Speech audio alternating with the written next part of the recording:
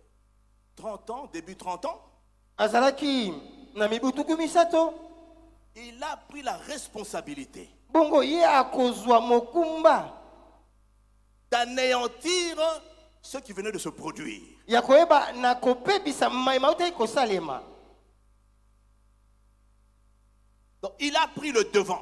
Bongo ye akoleka liboso. Et tous ces sacrificateurs et Sanhédrin l'ont encouragé. Bongo banganga nzambe nyonso bakolendisa ye. Commença la chasse aux chrétiens. Wana sikawa mbakweba na kobanda kobundisa bakristo babandimeli Yesu. Ce volontaire était juif. Moto oyo amipesaki ye moko azalaki moyuda. Il était non seulement juif, Azalaki kaka te moyuda, mais il avait droit de citer à Rome, dans l'Empire romain. Il avait droit de citer à Rome, bongo ye dans l'Empire romain. nzela epesamelaki ye ya kozala na esika ya bofandi bwa ye moko kuna na bokonzi ya Roma. C'était un citoyen romain également. Azalaki moko ya Roma. Une grande lumière lui apparaît. Tala sika ete pole monene ekobimela ye. Tout à l'heure, j'ai dit, le premier tout à coup Na ote koloba kalatawa oya mpwasa ya yambo s'est manifesté esalemaka par un grand bruit na makelele monene venant du ciel. kouta na likolo. Et ça s'est manifesté par le vent, le feu et le parler en langue. Etaisamaki na mopepe moto pe koloba nkota esika.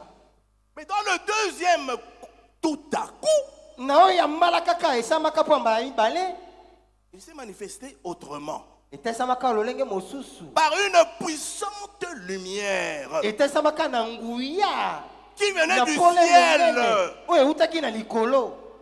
Voilà, papa. Otala papa. Outalale, Papa butalale c'est le deuxième tout à coup oyo ezali likambo mbala kaka mibale après la Pentecôte. nsima ya Pentekote. Acclamons le Seigneur. Tobetela nkolo maboko.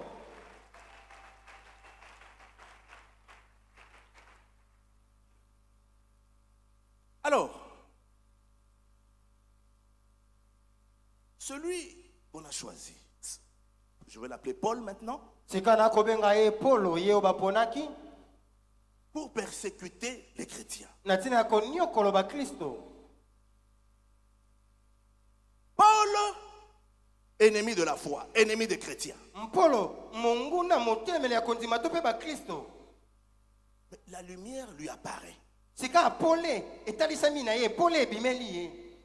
Dans le premier tout à coup, Na yo mbala kaka ya yambo la puissance s'est manifestée nguya etalisamaka sur plusieurs disciples. likolo na epele ya bayekoli. Il y avait les 12 proches de Jésus-Christ Ezalaki na bazomi na babale bantoma pene na Yesu et il y Kristo. avait les 120, Mpezaki na mokama moko na tuku mibale. en ajoutant également les femmes. Na kobakisaka pe basi. Mais dans le deuxième tout à coup, Kasi na oyo mbala kaka ya mibale il n'y avait qu'une seule personne qui avait été saisie. kaka moto moko nde asimbamaka.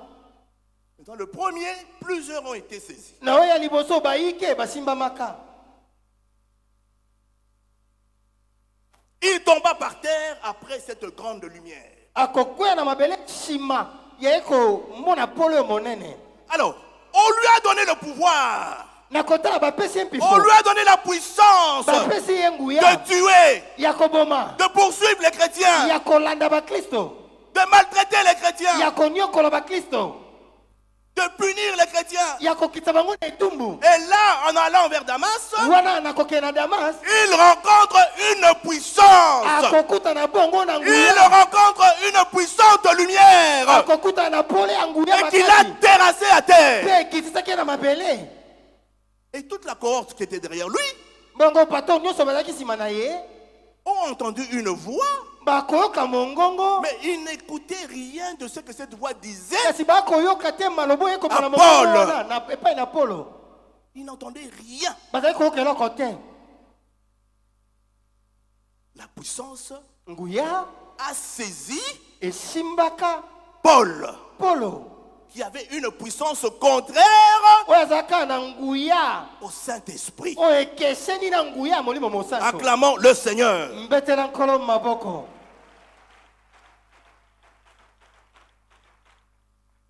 L'Éternel lui demande, mais Saul, pourquoi tu me persécutes? Yo nzambe akotuna ye motuna. Saul mpona nini okoni okolo ngai? Mais écoutez puissance de Paul. Homme puissant qui décide de la vie de quelqu'un. Il lui demande, qui es-tu, Seigneur?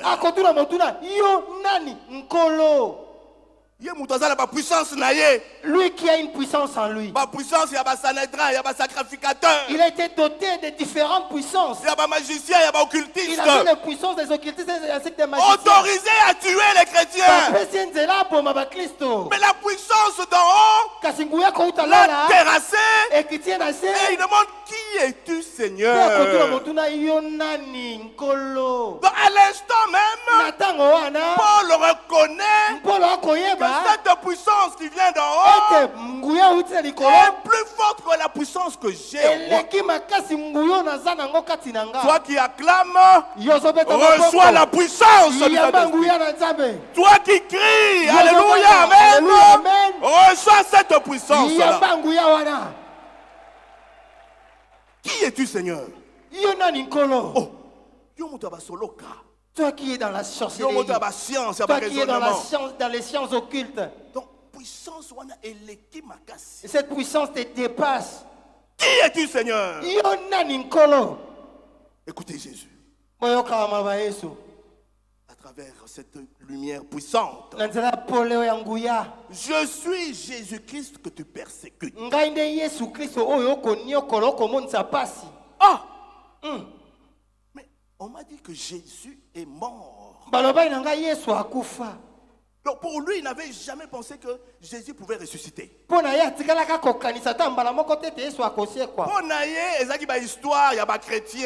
lui, c'était quelque chose de monté chez les chrétiens pour raconter la vie de Jésus.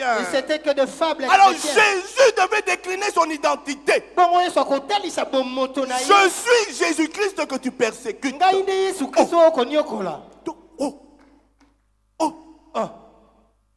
Terrassé. Je suis Jésus. Pour lui, Jésus était mort. Je pensais que quelqu'un allait acclamer l'Éternel.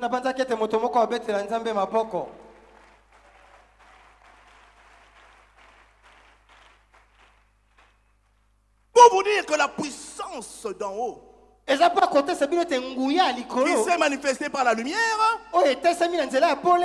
a réellement terrassé la puissance qu'avait Saul avant qu'il change de nom.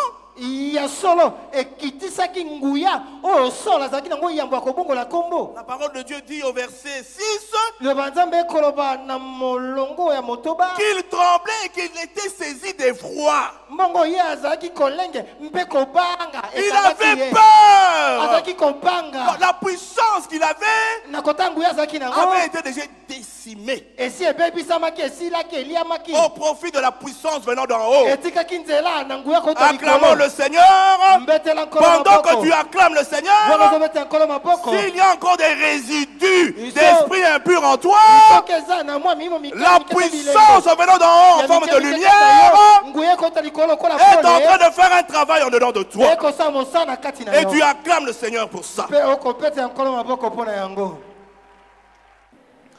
Les conversions qui ont eu lieu après justement la Pentecôte, au début de l'église chrétienne, ont fortement déplu au conservateur, déplu à l'ennemi qui a utilisé ses suppôts, pour, notamment les sacrificateurs, pour juguler le christianisme qui naissait avec les premiers disciples de Jésus. Et donc là, Papa Alain, Gabriel Olagui nous parle de la stratégie qui a été mise en place pour contrer la propagation de cette nouvelle doctrine. Et là, c'est un jeune homme d'une trentaine d'années qui se porte volontaire. Saul de Tarse. Papa Alain nous définit son profil, un profil idéal. C'est celui qui convenait. Donc, il était juif, il était citoyen romain, quelqu'un d'instruit aussi. Citoyen romain parce que, à l'époque, Israël était sous la domination des Romains. Et donc, puisque lui va agir comme citoyen romain, il le ferait sans coup férir. Donc, il ne poserait pas trop de problèmes. Quelqu'un d'instruit aussi. Donc, il est comme ça, instrumentalisé par le souverain sacrificateur pour cette fin-là d'arrêter l'œuvre de Jésus-Christ. Et donc, il a comme ça le coudée franche pour le faire. Et il le fait très bien. Au point que la Bible nous dit que la persécution des chrétiens à ce moment-là faisait plaisir au peuple. Et là, les chrétiens se sentent en insécurité à Jérusalem. Ils sont donc obligés de pouvoir se réfugier ailleurs. Ils se déplacent, Papa Alain a parlé de plus ou moins 250 km entre Jérusalem et Damas. Les chrétiens vont donc se réfugier là-bas pour tenter de sauver leur peau. La Bible le dit si bien, hein? Saul de Tarse respirait le meurtre. Il y avait donc en lui de la détermination pour accomplir la mission qui lui avait été assignée. Parce que là, il s'engage dans une chasse aux chrétiens, comme Papa Alain Gabriel l'a dit. Ce même Saul de Tarse était tout petit lorsqu'il a assisté à la lapidation de notre disciple de Jésus, Étienne. Donc, au moment où il assistait, il s'opérait un transfert spirituel. Voyez-vous, cette cruauté-là, cette barbarie-là, le diable l'a communiqué à Saul de Tarse, qui a pris goût d'assister à des événements de martyrisation des disciples de Jésus en ce moment-là. Et donc, il décide d'aller traquer les chrétiens jusqu'à leur dernier retranchement à Damas. Alors, c'est un légaliste. Il dit, les chrétiens se sont réfugiés dans des temples, dans des synagogues à Damas. Alors, je dois obtenir l'autorisation, les pleins pouvoirs, comme l'a dit Papa Alain Gabriel Olangui, du souverain sacrificateur, pour que j'aie accès libre aux synagogues, que je les lie. Voyez-vous dans quel état il voulait les ramener à Jérusalem? Les lier et les ramener ici à Jérusalem. Quelle cruauté. Là, nous voyons véritablement la détermination de cette œuvre-là qui visait à arrêter la propagation du christianisme. Saul de Tarse est déterminé. Il est jusqu'au boutiste. C'est ça, le diable. Quand il décide de vous faire du mal, de nous faire du mal, il ne recule pas. Il est là. Il doit agir. Il doit arriver à sa fin. Dieu merci, les voies de Dieu ne sont pas les voies des hommes. Saul de Tarse, donc, ayant bien affûté ses armes pour aller combattre les chrétiens sur le chemin de Damas, il se produisit le deuxième tout à coup. Batonga. Qu'on parle mal de toi, Bafinga. qu'on t'insulte, ils sont en train de se moquer ou d'insulter Jésus. Ils sont en train de se comporter contre Jésus. Ce n'est pas contre toi. C'est que toi tu as fait rester sous le pied de Jésus. Sanctification. Ton travail c'est la sanctification. Tes ennemis, ils sont ennemis de Dieu. Si tu as des ennemis dans le voisinage, ce sont les ennemis de Dieu. N'ouvre pas ta bouche pour les répondre. Ne cherche pas de midi à 14h. Si tu as des ennemis au travail, ce ne sont pas tes ennemis. Ce sont les ennemis de Dieu. Maman, vous avez des ennemis dans le marché. Maman, même là où tu vas, si tu as des ennemis, ce ne sont pas tes ennemis ni de tes enfants. Ce sont les ennemis du Dieu de papa et de maman Olangi. Toi qui persécutes.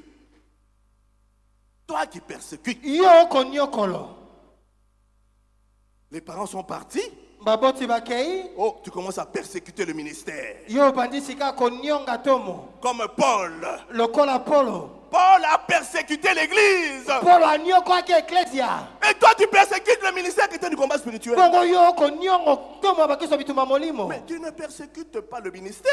Tu persécutes le Dieu de papa et de maman Olangi, qui a donné la vision à sa servante et la mission au couple Olangi. Tu ne combats pas les Olangi. Tu ne combats pas les bien-aimés de Kinshasa. Tu ne combats pas les disciples et les messagères du monde entier. Tu combats le Dieu qui a donné la vision à Maman Olangi. Car cette œuvre est de Dieu.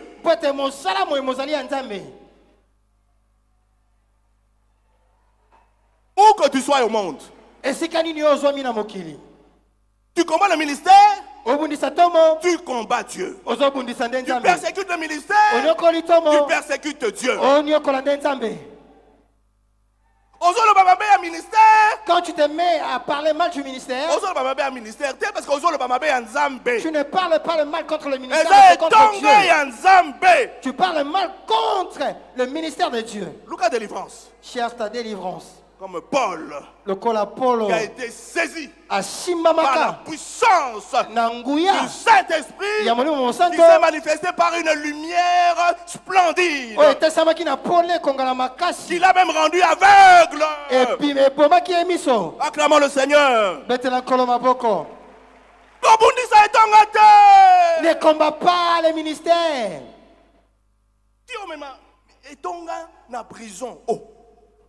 Et tu veux faire même emprisonner les ministères. Tu amènes le ministère à la justice. Mais tu persécutes le ministère. Mais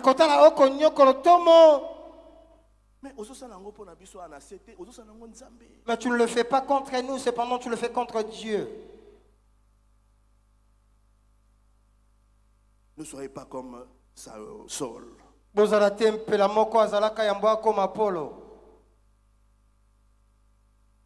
Lui qui était puissant, mais il a été réduit à néant. Il est devenu même aveugle. Le deuxième tout à coup, il s'est produit dans Acte 9, le verset 3. Comme il était en chemin et qu'il s'approchait de Damas, tout à coup, une lumière venant du ciel resplendit autour de lui. Alléluia. La lumière qui devait chasser les ténèbres qui envahissaient Saul de Tarse, qui était pleinement habité par le prince des ténèbres. Il fallait que la lumière de Dieu descende de manière surprenante. Qu'elle survienne, comme l'a dit Papa Olangi le dimanche écoulé. Et donc là, c'est une puissance supérieure à laquelle plutôt fait face le jeune homme d'une trentaine d'années. Et là, il est mis à terre par cette grande lumière qui l'a ébloui et qui a commencé à le dépouiller de la puissance qu'il avait. Alléluia. À l'instant, Saul de Tarse a reconnu une force suprême, irrésistible. Lui qui était puissant, mais il a rencontré une puissance au-delà de sa puissance. Il a appelé même, qui es-tu, Seigneur? Une puissance qui a d'abord commencé par le faire tomber. Parce qu'il était un homme nanti de pouvoir. Voyez-vous, spirituel et physique. Au juridique, parce qu'il avait des lettres qui l'habilitaient à pouvoir agir pour traquer les chrétiens. Donc, première chose, la puissance de Dieu le fait tomber, malgré ses pleins pouvoirs spirituels, malgré tout ce qu'il avait. Parce qu'il partit assuré, confiant en lui-même, orgueilleux, déterminé. Mais quand la puissance de Dieu est descendue sur lui, qui que tu sois, tout genou fléchira devant le nom de Jésus.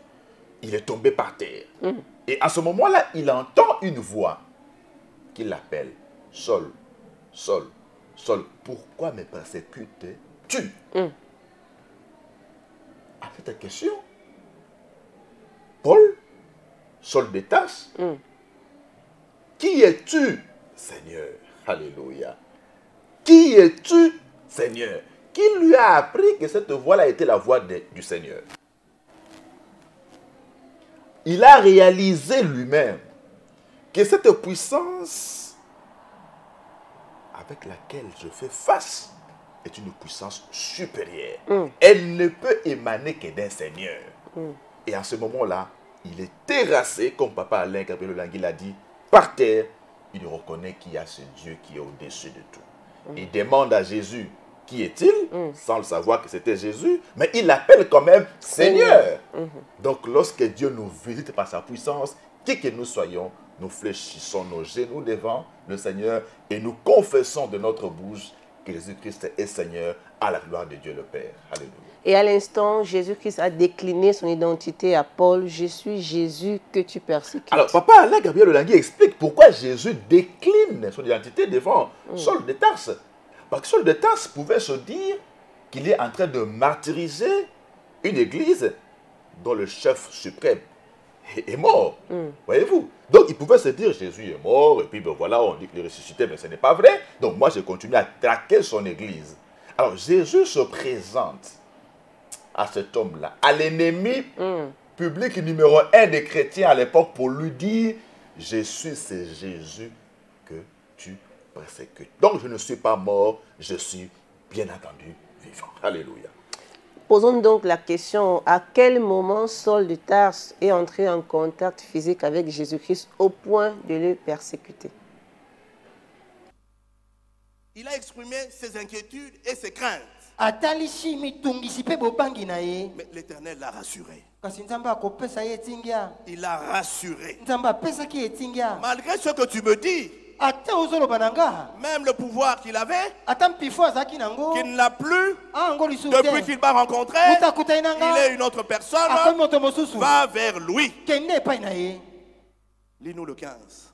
On est toujours au chapitre 9 de Actes.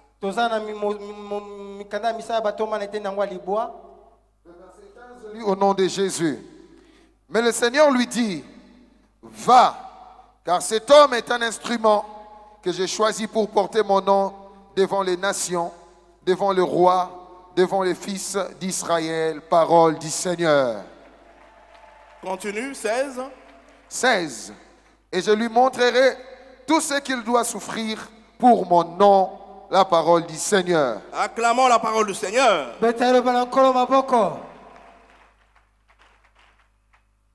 Cet homme dont tu as peur du pouvoir de la puissance, c'est lui que j'ai choisi. C'est mon instrument. J'ai besoin de lui pour continuer l'évangélisation. J'ai besoin de lui pour continuer l'évangélisation au-delà des extrémités de la terre.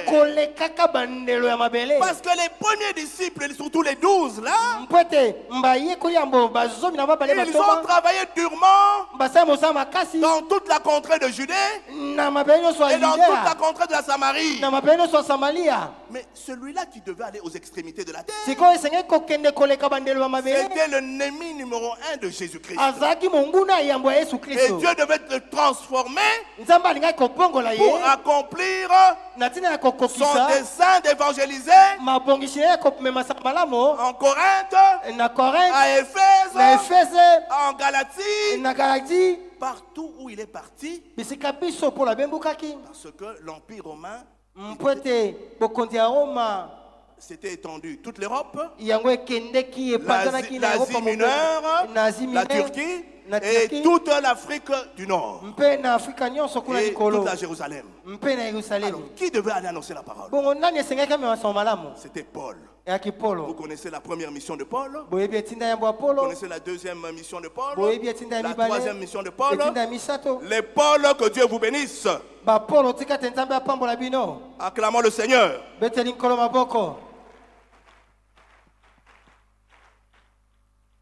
Alors, rassuré par l'Éternel,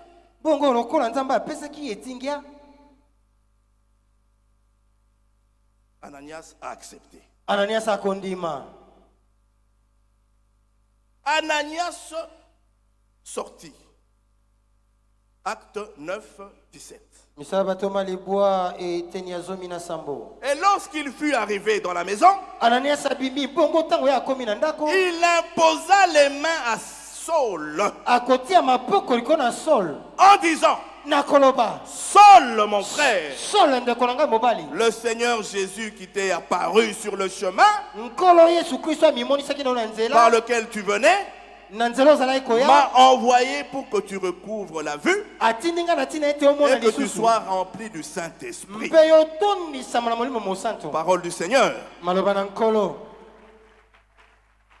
Le deuxième tout à coup, à la différence du premier, celui-ci n'a ciblé, n'a saisi qu'une seule personne. Alléluia. Sur qui reposait un plan divin. Voyez-vous, au premier tout à coup, toute l'assemblée de la chambre haute était saisie parce que Dieu avait un plan pour chacun. Voyez-vous. Mais au second, une seule personne a été saisie, a souligné Papa Alain. Parce que Dieu cherchait une seule personne qu'il devait transformer en son instrument. On le verra un peu plus tard. Et donc, le premier tout à coup, mais celui qui se croyait être puissant devant le Tout-Puissant. Alléluia. Et Dieu lui dit, pourquoi me persécutes-tu? La Bible nous dit, dans Psaume 105, le verset 15, ne touchez pas à mes oins, ne faites pas de mal à mes prophètes. À quel moment, lui, Saul de Tarse, avait persécuté Jésus? Eh bien, chaque fois qu'il s'en prenait à un chrétien, c'est à Jésus qu'il s'en prenait. Et donc, véritablement, Papa Alain nous fait comprendre que le combat n'était pas le combat contre le chrétien. C'était contre Christ lui-même, qui est l'époux, qui est la tête de l'Église. Et là, Papa Alain Olangui nous rassure, nous les chrétiens, qui sommes combattus par des ennemis, au travail, à l'université, dans les affaires, soyons rassurés. Ce n'est pas nous qui sommes combattus, mais c'est notre Dieu. Voyez-vous, dans 2 Chroniques chapitre 20, lorsque les enfants d'Israël doivent faire face à la coalition de 3 armées sous Josaphat, roi de Juda, Dieu leur dit au verset 14 que ce ne sera pas vous qui combattrez. Alléluia. C'est moi qui combattrai. Donc ce n'est pas le combat des hommes, c'est le combat de Dieu. Et quand Dieu combat, la victoire est garantie. En même temps aussi, Papa Alain nous fait comprendre que c'est une assurance pour nous les chrétiens, mais c'est une cinglante mise en garde vis-à-vis de ceux justement qui combattent les enfants de Dieu ou qui combattent l'œuvre de Dieu. Dieu vous réglera des comptes. Dieu vous rencontrera comme il a rencontré Saul de Tarse sur le chemin de Damas. Ceux qui persécutent l'œuvre de Dieu, du ministère chrétien du combat spirituel, Papa Alain Gabriel Olangui a insisté pour dire, ce ne sont pas les Olangui que vous combattez, mais c'est Jésus-Christ lui-même. Autant que vous êtes convaincus que cette œuvre est de Dieu, autant devez-vous être convaincus que quand vous combattez cette œuvre, ce n'est pas un homme que vous combattez, mais c'est Dieu lui-même, le maître de cette œuvre que vous combattez. En tant qu'enfant de Dieu, quelle attitude avons-nous devant les combats, devant les persécutions? Dieu dit, à moi la vengeance, à moi la rétribution. Alléluia. Prenons notre mal en patience. C'est ce que ça veut dire. Jésus lui-même est en train de s'occuper de l'affaire. Voyez-vous, Papa Alain nous fait voir que Saul de Tarse était puissant. Puissant. Il était un plénipotentiaire. Ananias l'a même reconnu. Il a des pouvoirs. Donc il était nanti des pouvoirs pour agir. Alors, lorsque la lumière qui vient du ciel l'a rencontré, la Bible dit qu'il est tombé. Il est devenu aveugle. Puissant mais aveugle. Puissant mais réduit à néant. Puissant mais par terre. Parce qu'il a rencontré un plus fort que lui. C'est un avertissement que Dieu nous donne. Une mise en garde. Nous qui persécutons son œuvre, prenons garde. Parce que Dieu lui-même risque de nous régler des comptes. Et quand il nous règle des comptes, voyez l'image de Saul de Tarse, fort, un homme fort, puissant. Tout le monde l'accompagnait. Il avait une cohorte, comme Papa Alain Gabriel Olangui l'a dit. La cohorte qui ne comprenait absolument rien, qui entendait Paul parler, mais à un être invisible. Alors la cohorte, après, se rend compte que leur maître, le chef de file, s'élève. Il a les yeux ouverts, mais il ne voit pas. Donc, les persécuteurs de l'œuvre de Dieu, à un moment donné, Dieu va vous laisser avec les yeux ouverts. Et tout le monde croira que vous voyez, mais vous ne voyez plus. Parce que Dieu vous a déjà dépouillé de ce que vous avez comme puissance. Et en ce moment-là, il a les yeux ouverts, mais il ne voit rien. L'homme fort, il est pris par la mer. Comme un tout petit. Il est conduit. Il n'est plus maître de sa direction. Il ne sait plus là où il va. Attention, attention. Lorsque vous persécutez l'œuvre de Dieu, Dieu s'occupera de vous et il le fera à sa manière. Et quand lui le fait, il le fait très bien pour que son nom seul soit véritablement glorifié. Le primat parle d'une conviction personnelle Les chrétiens de cette époque-là, avertis que leurs persécuteurs étaient donc en chemin, ont certainement élevé des chambres hautes. Il a dit, je ne sais pas quel programme de prière ils ont fait, pleureuse, quarantaine, intercession, mais une chose est sûre, leur prière a eu des effets. Le tout à coup, la lumière qui est venue frapper d'aveuglement sur le Tarse, au point où il a reconnu une puissance supérieure. C'est la conviction personnelle du primat, Papa Alain Gabriel Olangui. La parole de Dieu ne dit pas expressis verbis que les chrétiens s'étaient réfugiés dans la prière, mais il est convaincu que ça n'était ainsi. Pourquoi? Parce qu'en ce moment-là, les chrétiens n'avaient pas une autre arme face à cette machine, à ce rouleau compresseur qui était devant eux. Donc, ils ne pouvaient que recourir à la prière. Et là, Dieu a manifesté sa gloire. Dans sa souveraineté, Dieu aurait pu mettre fin de but en blanc à la vie de Saul de Tarse lorsqu'il l'a rencontré sur le chemin de Damas. Souvenez-vous de Uza qui a saisi l'arche. Et du coup, Dieu l'a frappé de mort. Donc Dieu était souverain. Mais puisqu'il avait un plan de rédemption, alléluia, d'abord de l'âme de Saul de Tarse pour faire de lui Paul, l'apôtre Paul, afin d'impacter d'autres personnes, Dieu a sauvé plutôt l'âme de Paul pour participer à cette même mission que lui, Paul, était farouchement opposé. Dieu envoie donc son disciple Ananias vers cet homme fort et puissant, réduit à l'aveuglement, pour qu'il puisse lui révéler son plan. Au même instant, 18, Na tango wana eteni azomina mwambi. il tomba de ses yeux comme des écailles. Na miso na ye kokweya. Et il recouvra la vue. Mpe akomona lisusu. Il se leva ateleme. et fut baptisé. Mpe akobatisama. Oh, la puissance Na kotanguya. qui enlève les écailles des yeux.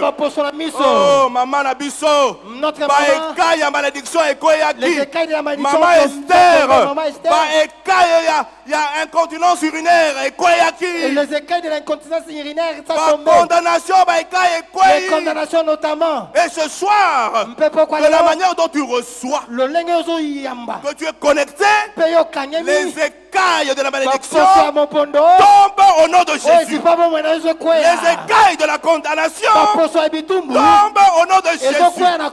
Les écailles du chômage tombent au nom de Jésus. Les écailles de l'instabilité tombent au nom de Jésus. Les écailles de meurtre tombent au nom de Jésus.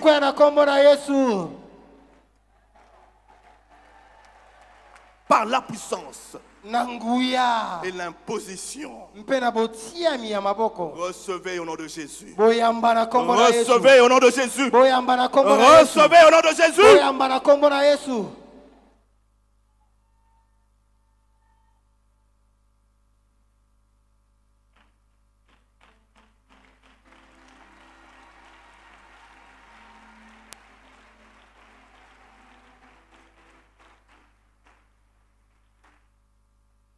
Maman Olangi,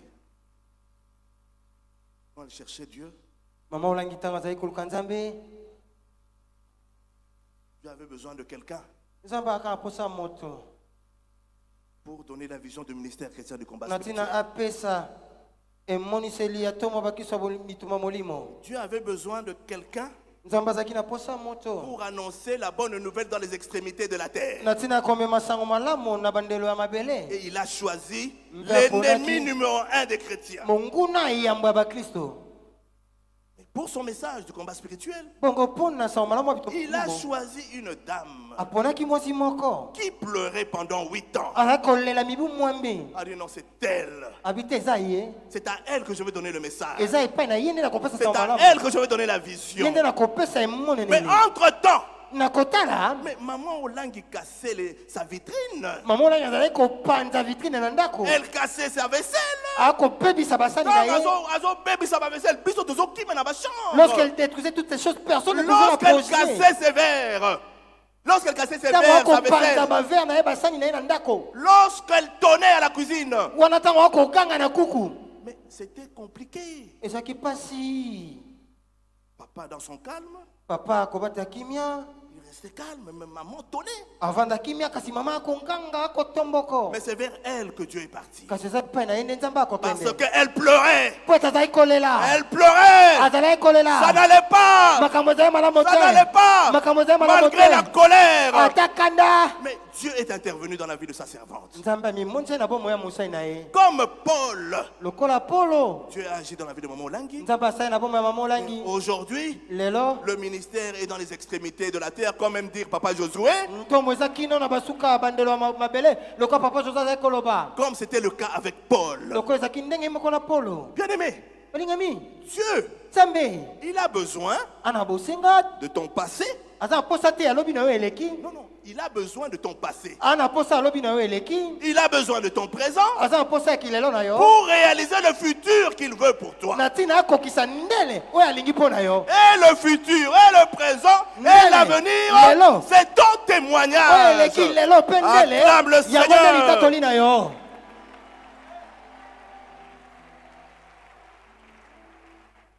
Donc, nous comprenons aisément que le second, tout à coup, procédait d'un plan de Dieu pour amener sa parole jusqu'aux confins de la terre, passant par une personne qui était farouchement opposée à ce message-là.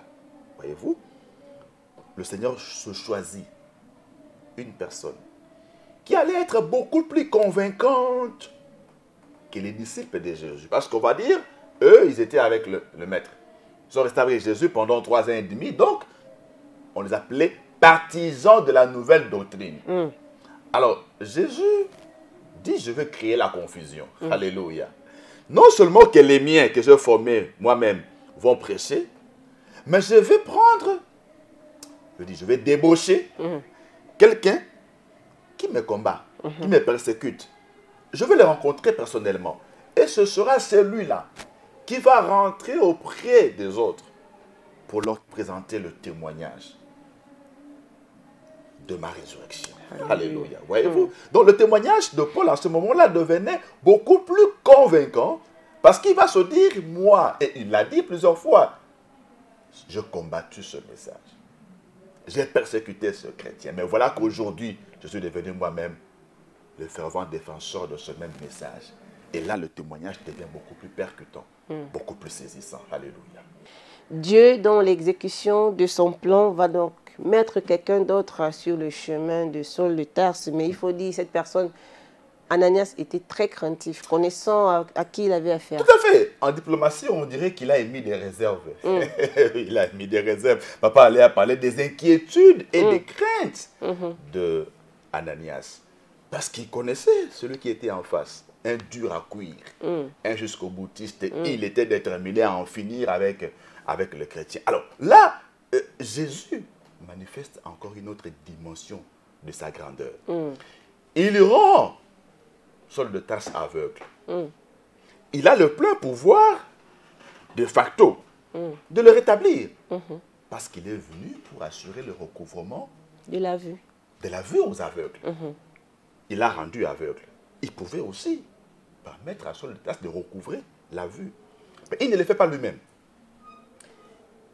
Il va réveiller l'esprit de son serviteur Ananias pour aller le faire. En fait, pour montrer à Saul de Tarse que la même puissance que j'ai, qui t'a mis par terre et que tu as reconnu, dont tu as reconnu la supériorité, je l'ai donnée à tous ceux-là que tu persécutes.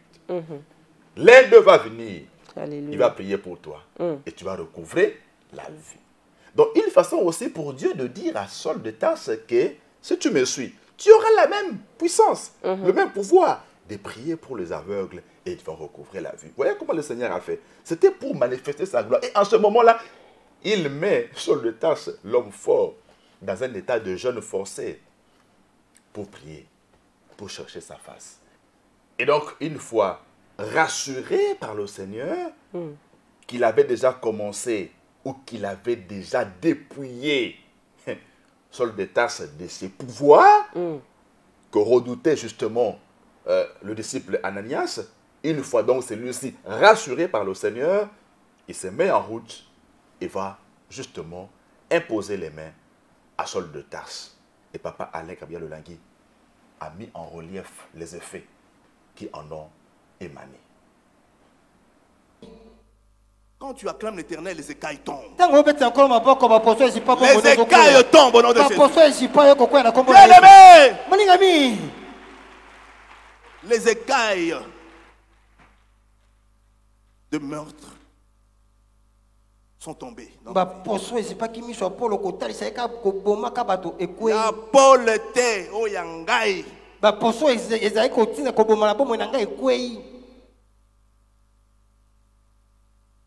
Oui. J'ai tué comme Paul. Mais moi j'ai tué. je ne sais pas de la manière dont toi tu tues, mais J'ai tué des enfants. Papa Papa Pambi, quand tu témoignes, Pambi tango tatolaka. voilà, dans tel pays, telle région, j'ai des larmes aux yeux. Quand tu nous relates ce que tu as connu, ngai na lelaka. J'ai avorté Na sopisa zemi. avec une haïtienne. Na mosi moko ya Haïti. J'ai avorté avec guinéenne. Na sopisa zemi ya mosi moko ya Guinée. J'ai avorté avec sénégalaise. Na sopisa zemi na mosi moko ya Sénégal.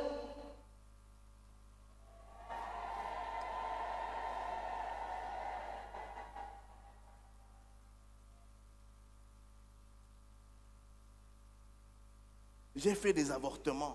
Na sopa bazemi. Pour qu'on pense que je suis clean. Mpo babanza ete nga na moto malamu na shembo.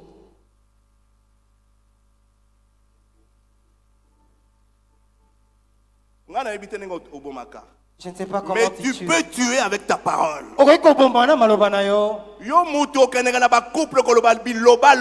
Toi qui pars chez les couples, tu es en train d'aller tuer le mariage d'autrui. Le serviteur de Dieu, Ananias, est donc venu imposer les mains à Saul de Tarse sur recommandation du Seigneur. La Bible parle des écailles qui sont tombées de ses yeux. Il pouvait voir distinctement. Il fut donc rempli du Saint-Esprit. Lorsqu'on sait que le Saint-Esprit dans la vie d'un chrétien pour l'accompagner dans la mission noble que le Seigneur avait réservée pour lui. Voyez un peu la scène. Hein? Saul de Tarse quitte Jérusalem pour Damas.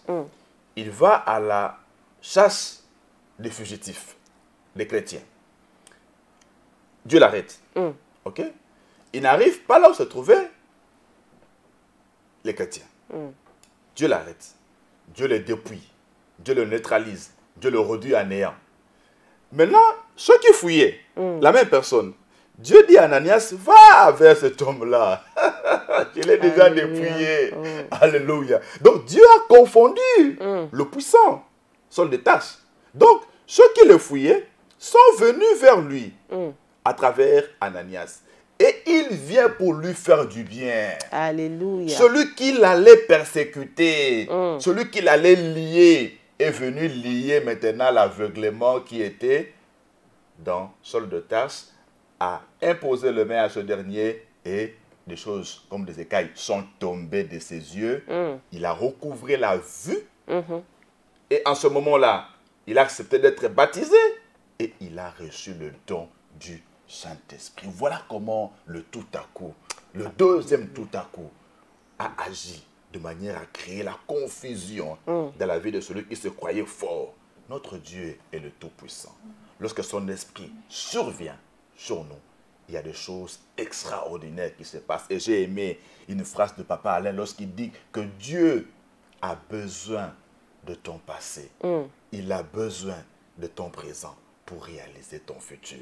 Et nous l'avons vu à travers la vie de l'apôtre Paul, qui est devenu un puissant instrument qui a amené l'évangile jusqu'aux confins de la terre. Et là, Papa Alain Gabriel Olangui a calqué la mission de papa et maman Olangui sur le modèle de celle de l'apôtre Paul, qui a amené l'évangile jusqu'aux confins de la terre.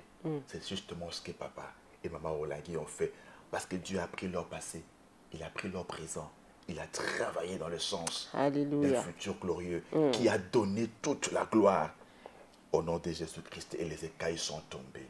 En fait, il y a des écailles qui doivent tomber de nos yeux. L'aveuglement doit cesser. Il faut que nous puissions voir distinctement la gloire de Dieu et saisir la direction de Dieu qu'il nous donne en tant qu'instrument entre ses mains. Alléluia. Papa Alain Gabriel Olongui a parlé de son propre témoignage, lui qui était un meurtrier. Il dit si bien, il a fait beaucoup d'avortements. Il parle de son gène avec aisance de sa vie passée. Combien d'avortements il a commis avec des Haïtiennes, des Sénégalaises, des Gabonaises. Ce n'est pas facile de s'exposer comme ça devant le monde entier. Ça preuve qu'il est rempli du Saint-Esprit. Ce sont les effets du tout à coup qu'il a subi lui aussi à son niveau. Alléluia. Voyez-vous, on ne peut pas aisément mettre à nu les œuvres des ténèbres comme ça quand on y est encore. Non, il faut qu'il y ait une rupture. Yes. Il faut que Dieu change le cœur pour qu'on commence à regarder des choses qui étaient précieuses hier comme étant des choses viles et qu'on les dénonce. Comme Dieu nous dit, ne prenez pas part aux œuvres infructueuses des ténèbres, mais condamnez-les, dénoncez-les. Et donc là, papa Alain Gabriel Olongui met à nu les œuvres des ténèbres. En fait, il dit, mais je ne parle pas que de Saul de Tarse. Je parle aussi de moi-même, meurtrier. Il n'a pas caché, hein. Il a dit sans embâche qu'il était meurtrier. C'est pour nous dire quoi? Que chacun de nous est meurtrier à un certain niveau. Voyez-vous, Paul s'est retrouvé sur le chemin de Damas, dans la persécution des chrétiens. Mais toi et moi, dans quoi nous nous retrouvons? Quels sont nos maîtres? Nous respirons la menace et le maître contre qui? Papa Alain Gabriel Olongui dit qu'il y en a qui tuent par leur langue. Et langue de venin. Il y en a qui tuent par leur accoutrement. Donc, chacun de nous doit se situer. Il est sur quel chemin? Quel est son chemin de Damas? Parce que d'une façon ou d'une autre, nous sommes en train de faire du mal à Dieu. Nous sommes en train de combattre d'une façon ou d'une autre les intérêts de Dieu. Nous sommes à l'opposé de la volonté de Dieu, à quelque chose près. Et donc, là, chacun de nous doit se situer pour que le tout à coup de Dieu survienne, pour changer. Et là, papa Alain Gabriel Olongui le dit clairement. Il nous peint le tableau de son passé pour nous dire que lui aussi a subi, a connu le même sort que Saul de Tarse. Quand la lumière qui est venue du ciel l'a rencontré, il a été précipité par terre. Dieu l'a anéanti, Dieu l'a brisé, comme Jacob à Péniel. Et c'est un homme nouveau qui se présente maintenant, qui vous montre les œuvres des ténèbres, qui vous dit, regardez, c'est que ce Dieu qui a réussi à transformer l'apôtre Paul, qui a transformé mes parents, ce Dieu m'a aussi transformé. Et aujourd'hui, je suis le témoin vivant du tout à coup de l'Esprit de Dieu dans ma vie. Voilà. Alléluia. Quelle transformation qui n'est l'œuvre que du Saint-Esprit. Alléluia. Posons-nous la question de savoir à quel niveau ou comment suis-je meurtrier ou meurtrière. Ai-je une langue de venin par mon accoutrement, mes pensées? C'est le moment de s'interroger.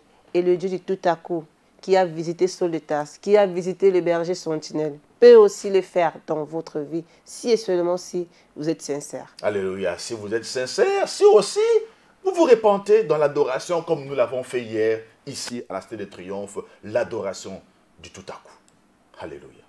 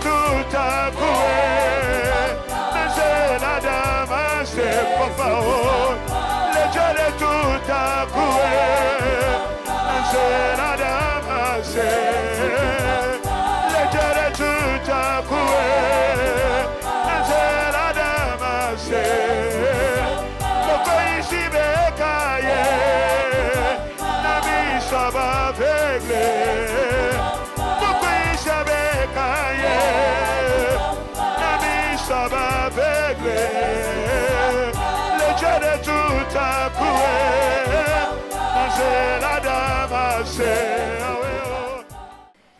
Quelle adoration! Une adoration du tout à coup. Alléluia. Une adoration de libération. Une adoration qui vient enlever les écailles de nos yeux. Amen. Une adoration qui nous fait voir distinctement. Une adoration qui nous dépouille des puissances, des pleins pouvoirs que nous avions dans le monde des ténèbres. Parce que là, nous avons fléchi nos genoux devant celui qui est le Tout-Puissant. Nous avons reconnu sa seigneurie. Nous lui avons dit, Seigneur, Seigneur, pardonne-nous. Seigneur, pardonne-nous. Parce que tu nous as rencontrés sur notre chemin de Damas. Et beaucoup ont été dépouillés pour être revêtus ensuite de la puissance d'en haut pour une vie d'impact comme l'apôtre Paul. Alléluia. Vivons à présent notre nouveauté de vie avec l'œuvre du Saint-Esprit. Alléluia. Mesdames et messieurs, vous comprenez que c'est par ici qu'on met un terme à cette émission commentaire de l'adoration de ce dimanche 2 juin 2024, ici à Kinshasa, le siège international. Merci d'avoir été des nôtres. À nous revoir pour un prochain numéro dans cette semaine du tout à coup, le tout à coup divin. Que Dieu vous bénisse. Shalom.